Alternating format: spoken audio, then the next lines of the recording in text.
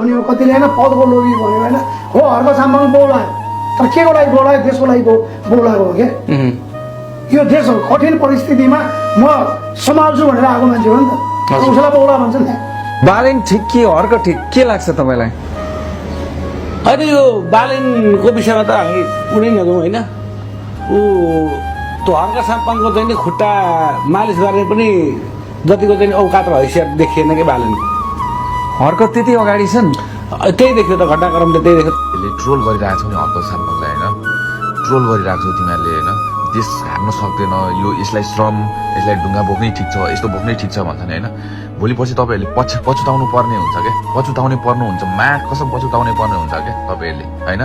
अहिलेसम्म आएको छ म गर्छु म गर्न सक्छु भनेर बिचरा उहाँबाट होइन आफ्नो दुःख होइन किनकि देशको अवस्था यस्तो छ होइन कसैले ह्यान्डल गर्न सकेन थियो सबैलाई भनिएको छ त बालेनलाई किन बालेनलाई देखे हो होइन र मलाई लाग्छ यो सबै होइन बालेनको खेल बालेन पनि मिल्या छ मलाई के लाग्छ भने हर्क साम्पाङ इज बेस्ट अहिलेसम्म अरू जिल्लामा यस्तो तरिकाले विकसित गरेका छन् हर्क साम्पाङले हेर्नु त आफ्नो जिल्लामा आफ्नो क्षेत्रमा यति मजाले काम गरेका छन् यति मजाले काम गरेका छन् तिमीहरूले ट्रोल गरेर हर्क साम्पाङले यसो गर्नु किन हामी श्रम गर्न सक्दैनौँ हामी श्रम गर्न सक्छौँ म विदेशमा छु म अहिले विदेशमा टोयलेट सफा गरिरहेको छु नेपालमा आएर श्रम गरेर देश बन्छ भने हामी श्रम गर्न तयार छौँ बालेन शाह र हर्क साम्पाङमा धेरै आकाश पातालै छ हर्क साम्पाङले स्टाटसमा लेखे जेनजीलाई म समर्थन गर्छु पनि भन्नुभयो उहाँले र जेनजीसँगै सडकमा उत्रिए पनि बालेनले समर्थन दिए स्टाटस मार्फत र सडकमा उत्रिएन अनि जेनजीहरू घाइते भए हस्पिटलमा छटपटिरहे आफ्नो मृत्युसँग लडिरहे त्यो बेलामा बालेन घाइतेहरूलाई भेट्न गएन हर्क साम्पाङ सबै घाइतेहरूलाई हस्पिटलमा हेर्न पुगे भेट्न पुगे के छ कसो छ भनेर हेर्न पुगे अनि के अरे अब त्यसपछि बालेन शाहले होइन प्रधानमन्त्री बनाउँछु जिन्जीहरूले भन्दाखेरि बन्दिन भने हर्क साम्पाङ 900,000 किलोमिटरदेखि टाढा काठमाडौँ आएर म लिन्छु खरानी भएको देशको जिम्मा पनि भन्नुभयो उहाँले यसमा पनि धेरै फरक छ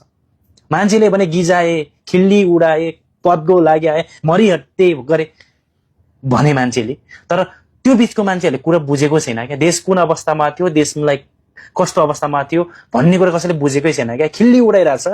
बालेनले के गरेछ न घाइतेलाई भेटेको छ न त मृतकको परिवारलाई भेटेकै छ न मृतकलाई श्रद्धाञ्जली नै दिएको छ आउन श्रद्धाञ्जली न मलामी नै आएको छ